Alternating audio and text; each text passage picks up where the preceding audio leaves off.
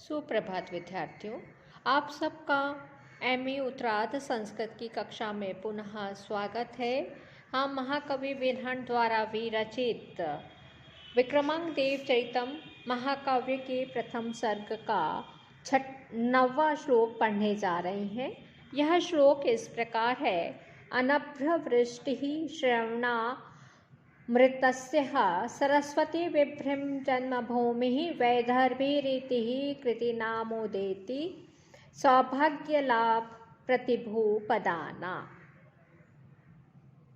श्रवणा अमृतस्य अर्थात कानों के लिए अमृत रस की, अनभ्रवृष्टि बिना मेघ की वर्षा की, कानों में बिना बादल के ही अमृत की वर्षा करने वाली, और सरस्वती विभ्रम जन्मभूमि सरस्वती के विलासों की जन्मभूमि, पदानाम सौभाग्य लाभ प्रतिभू शब्दों के सौंदर्य लाभ की प्रतिभूति देने वाली अथवा गारंटी देने वाली, जमानत देने वाली।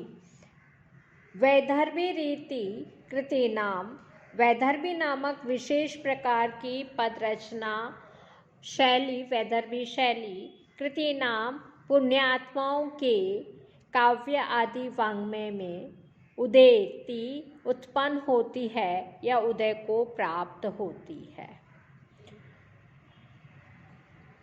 बिना बादल के कानों में अमृत की वर्षा करने वाली, सरस्वती के विलासों की जन्मभूमि, शब्दों के सौंदर्य लाभ की प्रतिभूति देने वाली, वैदर्भी नाम की विशेष पद रचना कृति नाम उदेति पुण्यात्माओं के काव्य आदि वाङ्मय में उत्पन्न होती है, उदय को प्राप्त होती है।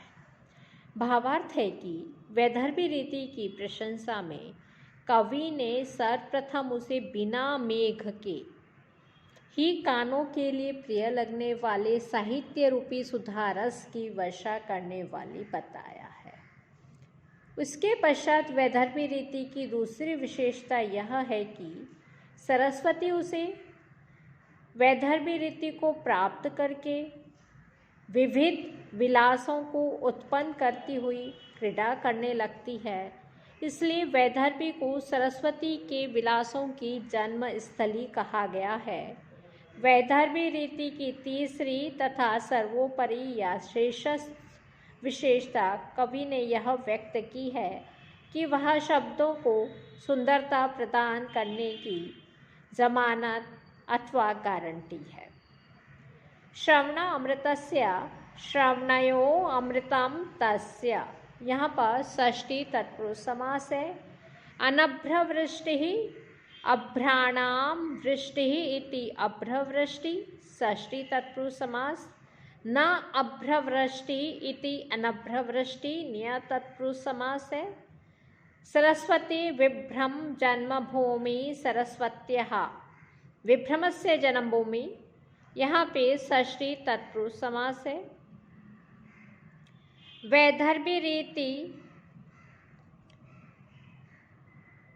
वैदर्भी चासौ रीति थी, वैदर्भी रीति, यहाँ पर कर्मधारय समास है। पदानाम शब्द तिगंतम पदम, इससे यह सुबंत है और उसी को हम पद कहते हैं। सुबंत अथवा तिगंत रूप शब्द पद कहलाते हैं। पद से षष्ठी विभक्ति बहुवचन में पदानाम बनता है। उदेति उत उपसर्ग पूर्वक इण गतौ धातु लट लकार, प्रथम पुरुष एक वचन। वैदर्भी रीति विदर्भानाम रीति इति वैदर्भी रीति, विदर्भ पद से अण प्रत्यय और फिर निश हुआ, यह स्त्री प्रत्यय लगा। कृति नाम, कृत से इन और षष्ठी विभक्ति बहुवचन में कृति नाम पद बनता है। वैदर्भी नामक रीति विशिष्ट पद संघटना या रीति का काव्य शास्त्रों में निरूपण किया गया है। प्रस्तुत वर्णन में अनभ्र वृष्टि आदि विभिन्न उपमानों का वैदर्भी रूप उपमेय पर आरोप होने से रूपक अलंकार है। वैदर्भी रीति का विविध प्रकार से उल्लेख या वर्णन किए जाने से यहाँ पर उल्लेख अलंकार कहा गया है।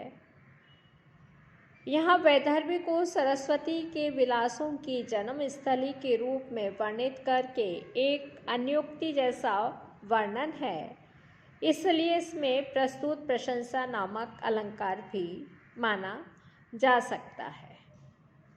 अब आगे हम 10वां श्लोक पढ़ने जा रहे हैं। यह श्लोक इस प्रकार है।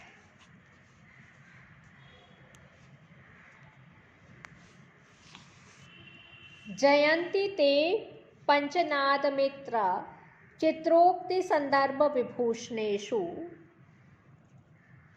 सरस्वती यद्वदनेषु नित्यं भाति वीणामिव वादयन्ति।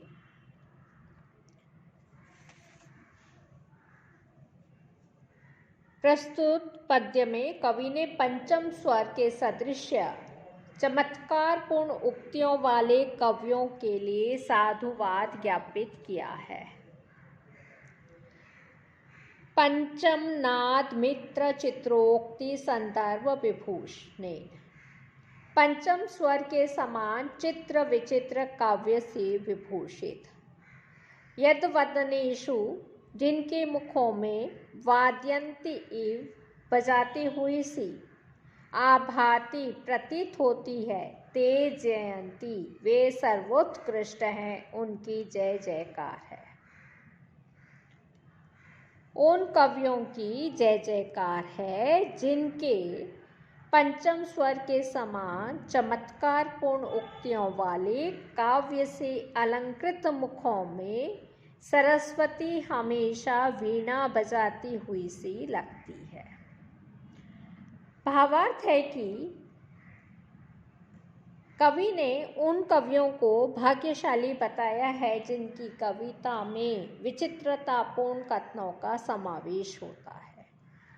उक्ति वैचित्र से युक्त कविता के उच्चारण अथवा गायन के माध्यम से उन कवियों के मुखारविंद में ऐसा प्रतीत होता है मानो सरस्वती स्वयं वीणा वादन कर रही हो। इसलिए ऐसे वे उक्ति वैचित्र्यपूर्ण काव्य का सृजन एवं गायन करने वाले कवि सर्वथा प्रणम्य हैं तथा कृतात्मा हैं। वे ही सर्वोत्कृष्ट हैं।